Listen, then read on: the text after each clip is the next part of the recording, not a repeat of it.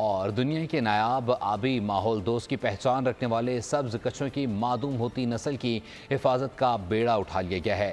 Wild life Sindh نے سبز کچھووں کی محفوظ کردہ انڈوں سے نکلنے والے ایک دن کے ننھے منھے کچھووں کو سمندر میں زندگی کے نئے سفر پر روانہ کیا ہے۔ رپورٹ کر رہی ہیں مریم حسن۔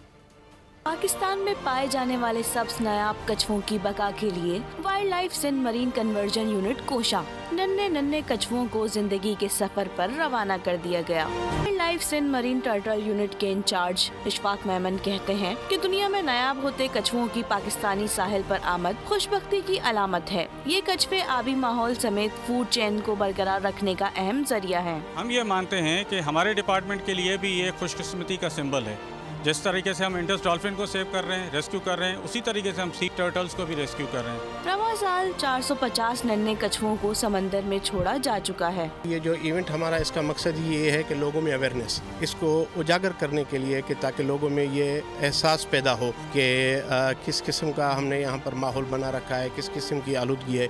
آبی آلودگی ساحلوں پر تجارتی سرگرمیوں میں اضافے سمیت پلاسٹک کی تھیلیاں اور کچرا سمندری آلودگی سمیت آبی حیات کی بقا کے لیے شدید خطرہ بن چکا ہے۔ کیمرہ مین ساجد کمال کے ساتھ مریم حسن، بول نیوز، کراچی۔